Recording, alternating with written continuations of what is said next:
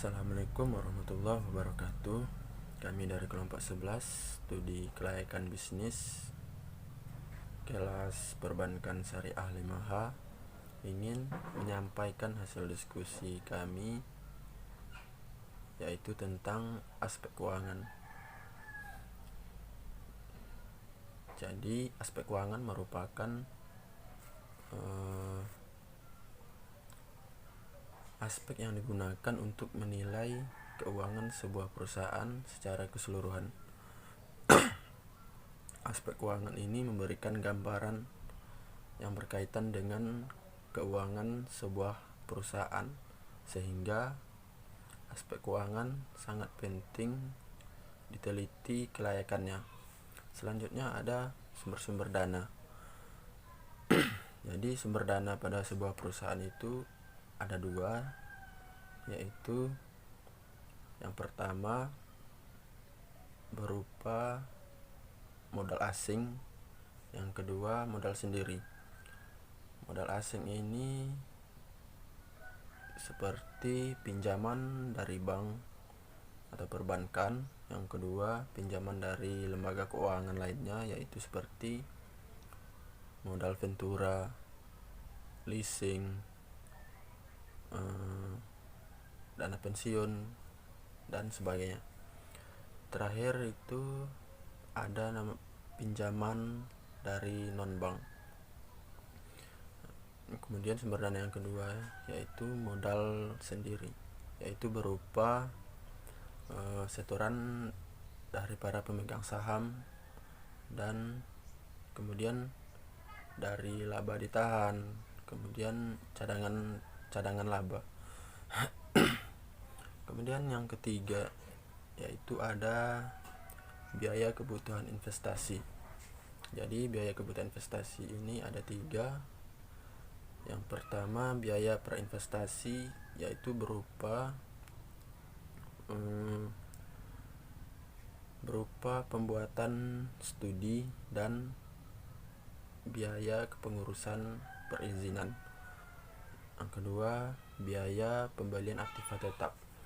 Jadi aktiva tetap ini ada dua, yaitu aktiva tetap berwujud dan yang kedua aktiva tetap tidak berwujud. Aktiva tetap berwujud ini berupa tanah, bangunan, mesin, peralatan, dan lain-lain. Kemudian aktiva tetap tidak berwujud itu berupa goodwill, hak cipta, dan lisensi. Terakhir yang ketiga yaitu biaya operasional. Biaya operasional itu berupa upah dan gaji karyawan, biaya listrik, biaya telepon, biaya air, biaya pajak, serta biaya pemasaran. Sekian dari saya, selanjutnya akan dilanjutkan oleh pemateri selanjutnya. Assalamualaikum warahmatullahi wabarakatuh. Baik, saya Rizky Dina Utari akan melanjutkan materi berikutnya, yaitu mengenai arus kas atau cash flow. Arus kas adalah jumlah uang yang masuk dan keluar dalam perusahaan dimulai dari dilakukannya investasi sampai berakhirnya investasi tersebut. Dalam hal ini investor yang terpenting adalah beberapa kas bersih yang diterima dari uang yang diinvestasikan di suatu perusahaan. Pentingnya kas akhir bagi investor jika dibandingkan dengan laba yang diterima perusahaan dikarenakan yang pertama, kas diperlukan untuk memenuhi kebutuhan uang tunai sehari-hari. Yang kedua, kas digunakan untuk membayar semua kewajiban yang jatuh tempo. Yang ketiga, kas digunakan untuk melakukan investasi kembali. Yang keempat, jenis-jenis cash flow yang dikaitkan dengan suatu usaha terdiri dari yang pertama ada initial cash flow, yang kedua ada operational cash flow, dan yang terakhir ada terminal cash flow. Selanjutnya itu mengenai kriteria penilaian investasi. Adapun kriteria yang biasa digunakan untuk menentukan kelayakan suatu usaha atau investasi adalah yang pertama ada payback period, yang kedua ada average rate of return, Yang ketiga ada net present value. Dan yang keempat ada internal rate of return. Yang kelima ada profitability index. Dan yang terakhir berbagai rasio keuangan seperti rasio likuiditas, solvabilitas, aktivitas, dan probabilitas. Pada praktiknya setiap perusahaan baik bank maupun non-bank pada suatu waktu atau periode akan melaporkan semua kegiatan keuangannya. Pembuatan masing-masing laporan-laporan keuangan memiliki tujuan tersendiri.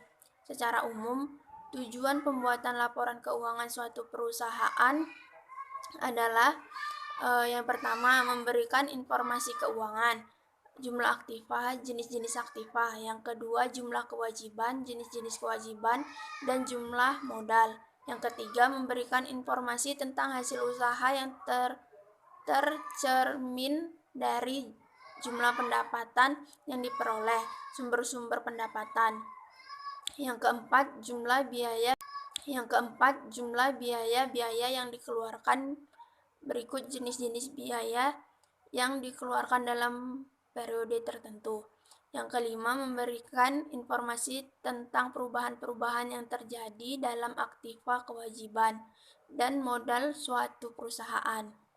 Dan yang terakhir, memberikan informasi tentang kinerja manajemen dalam suatu periode dari hasil laporan keuangan yang disajikan.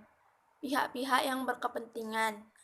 Adapun pihak-pihak yang memiliki kepentingan terhadap laporan keuangan perusahaan adalah yang pertama ada kreditor, yang kedua pemegang saham, yang ketiga pemerintah, yang keempat manajemen, dan yang kelima karyawan.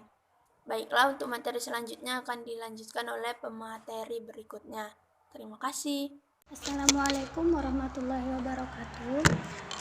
Perkenalkan, nama saya Saryati. Di sini saya sebagai pemateri ketiga, dan di sini saya akan mencoba menjelaskan jenis-jenis laporan keuangan.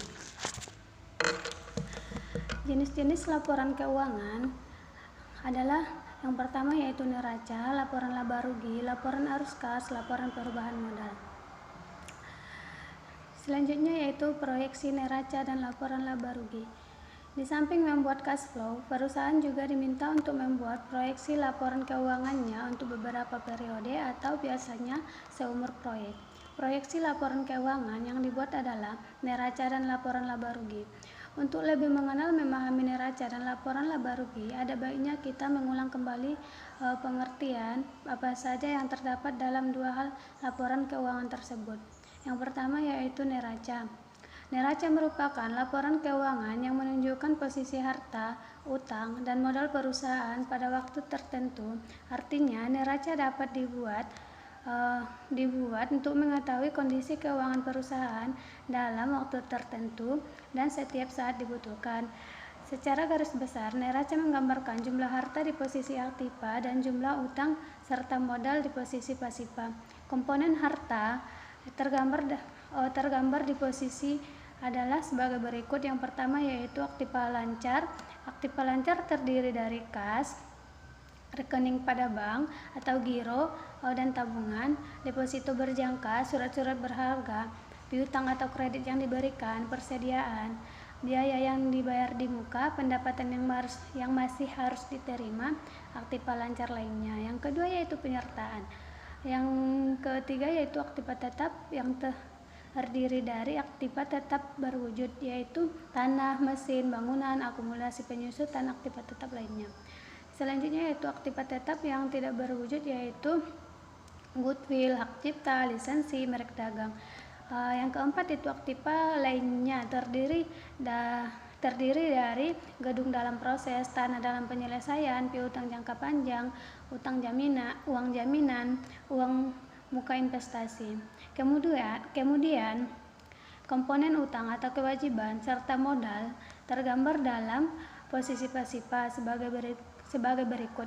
Yang pertama yaitu utang lancar atau kewajiban jangka pendek yang terdiri dari utang dagang, utang wesel, utang bank, utang pajak, biaya yang masih harus dibayar, utang sewa guna usaha, utang dividen, utang lancar lainnya. Yang kedua itu utang jangka panjang, terdiri dari utang hipotek, utang obligasi, utang bank jangka panjang, utang jangka panjang lainnya. Yang ketiga yaitu ekuitas, terdiri dari modal saham, ego saham, laba ditahan, modal sumbangan. Sekian dari saya. Assalamualaikum warahmatullahi wabarakatuh. Bismillahirrahmanirrahim. Assalamualaikum warahmatullahi wabarakatuh. Saya Safaruddin Nasution. Saya sebagai pemateri keempat. Di sini saya akan melanjutkan hasil diskusi kami, yaitu pengertian laba rugi. Laba rugi ini adalah suatu laporan keuangan yang harus dibuat atau dimiliki oleh suatu perusahaan.